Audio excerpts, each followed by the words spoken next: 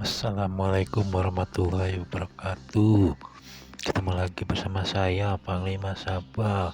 Kali ini saya ingin meneruskan kisah setelah Abu Bakar naik lanjut ke Umar bin Khattab, ditukil dari kitab yang sama yang saya sudah bacakan di video yang kemarin. Setelah Abu Bakar Siddiq memimpin, diganti dengan Umar bin Khattab. Umar bin Khattab menjadi pemimpin yang kedua, melanjutkan estafet kepemimpinan.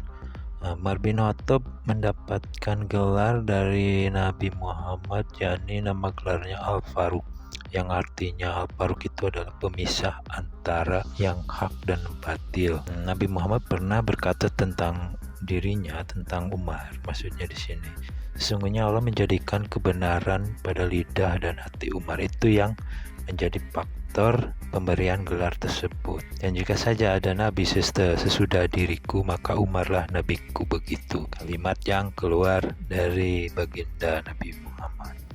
Ketika Umar memimpin, banyak anjuran atau perintah dari Tuhan yang turun, beberapa ya, semisal larangan meminum khamar atau yang memabukkan.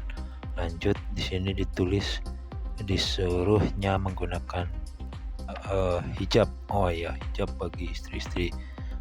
Hijab itu maksudnya di sini itu penutup auratnya. Sebenarnya di nabi-nabi sebelumnya menutup aurat sudah ada, sebenarnya di Taurat, Injil sudah ada. Terus di sini juga tertulis seruan azan. Jadi memanggil orang ibadah itu dengan cara apa nih? Di sini ini pembahasannya turun ketika Umar memimpin, ada yang memakai trompet, ada yang memakai ini, itu dan ini. Nah, ini terjadi di zaman kepemimpinan Umar bin Khattab. Masa periode Umar memimpin hanya di sini tertulis hanya 10 tahun ya. Jadi dikenal juga seorang yang keras, adil, teliti, waro, tidak terpengaruh dengan harta kekayaan, kedudukan jabatan, dan wanita, apalagi wanita. Dalam kurun 10 tahun itu Umar bin Khattab menggunakan seefektif mungkin dalam memimpin. Salah satunya dia berprestasi dalam tata administrasi kekayaan harta yang masuk ke Baitul Mal. Jadi tercium ada penyelewengan anggaran, ada mangkrak lah kalau bahasa kitanya, itu udah mulai tercium. Nah, mulai ditata oleh Umar bin Khattab. Jadi terjadilah keadilan dan kesejahteraan yang sejati. Selain itu, prestasi yang lain adalah beliau itu sebagai tokoh yang visioner. Visioner itu berpikir ke depan gitu, gimana nasib umat ke depan agar lebih baik lagi. Itu terbukti dari cara berpikir dia, mengadakan semacam, bahasa kerennya itu bid'ah kebaikan. Jadi Umar itu seorang tokoh bid'ah, raja bid'ah yang insya Allah masuk surga.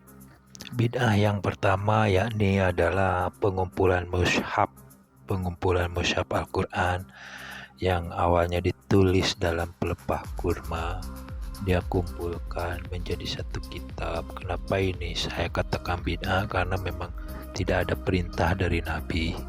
Iya, tidak ada perintah dari Nabi. Tapi kan kita itu seorang pelupa ya. Kalau nggak dibukukan, nggak dicatat, kita akan lupa. Makanya supaya ingat, jadi buka lagi kitabnya, baca lagi, jadi ingat. Itu adalah bid'ah yang pertama dilakukan oleh Umar bin Khattab. Bid'ah yang kedua adalah melakukan sholat tarawih secara berjamaah, karena Nabi nggak menyuruh bahwa sholat tarawih itu harus berjamaah. Namun Nabi Muhammad juga tidak menghukum Umar bin Khattab dengan kelakuan bid'ahnya ini. Jadi nggak semua bid'ah itu masuk neraka, itu garis bawahnya. Bid'ah berikutnya, ayo ada yang tahu nggak? YouTuber, ayo cek. Ada yang tahu nggak? Ayo komen yang tahu. Oke, baik. Bid'ah berikutnya adalah kalender Hijriyah. Kalender Hijriyah itu tidak disuruh oleh Nabi Muhammad, tapi itu daya kreatifnya Umar gitu. Karena waktu itu kan asbabulnya itu, sebab-sebab pembuatan kalender itu karena ada surat menyurat, cuma kan jadi bingung kalau nggak ada tanggal. Maka di sini Umar berpikir visioner ke depan, buat tanggal itu, penanggalan itu penting. Akhirnya dibuatlah kalender Hijriah. Patokan awal 1 Hijriah itu dari mana? Dari hijrah itu, Mekah ke Madinah. Nah, dari kejadian itu patokannya itu. Bahkan Umar berani melakukan nas mansuh. Nas mansuh kan hanya Nabi yang boleh melakukan itu, namun sekaliber Umar bin Khattab berani melakukan apa sih perintah apa sih, larangan apa sih yang di nas mansuh. Nas mansuh itu mengganti aturannya, mengganti aturan posisinya. Kalau bahasa kerennya kita apa, kalau dalam undang-undang itu merehab mengganti pasal-pasal lama menjadi pasal baru. Aturan yang mana sih yang diganti? Jadi ada satu aturan di zaman Nabi Muhammad sampai Abu Bakar yang dilaksanakan. Ketika itu Umar memimpin, aturan itu ditiadakan, yakni aturan pencuri yang potong tangan. Jadi Umarlah yang berani menghapus aturan potong tangan bagi pencuri, karena di zaman kepemimpinan Umar ini banyak masyarakat yang benar-benar fakir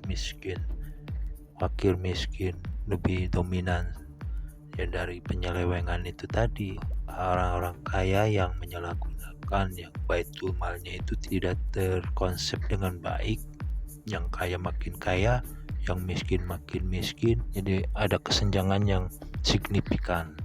Bahkan ada satu kejadian yang unik nih di zaman Umar. Jadi kisahnya pencuri onta dan pemilik onta. Jadi si pemilik onta ini mengadu kepada Umar bahwa onta saya dicuri. Bilang begitu, diriungkan. Kamu tahu nggak sih guys, yang dihukum siapa? Ya benar, yang dihukum adalah yang pemilik unta, karena kedeteksi dia tidak setor beberapa bulan berapa itu ke baitul mal, sedangkan kekayaan dia sangat banyak. Coba orang kaya itu mau patuh kepada aturan yang ada, setor pada baitul mal kekayaannya, maka itu kan akan dibagikan lagi kepada orang-orang miskin. Orang miskin akan terbantu dan tidak akan melakukan pencurian unta pastinya. Ketika zakat, sedekah itu berjalan dengan lancar, maka orang-orang kismin atau orang miskin itu akan terbantu, akan sedikit demi sedikit akan punah. Ini hanya singkat saja sejarah yang aku baca dari kitab yang ini dan campuran dari referensi yang lain, dari video-video lain, ceramah-ceramah lain. Dan bila ada yang lebih lengkap lagi silakan ditambahkan. Kalau ada yang kesalahan nama, kesalahan tempat, mohon dikritik, diluruskan di kolom komentar ya guys ya. Akhirul kalam, wassalamualaikum warahmatullahi wabarakatuh. Dan jangan lupa yang baru menemukan, bantu like, subscribe, komen ya, kalau perlu di share ya.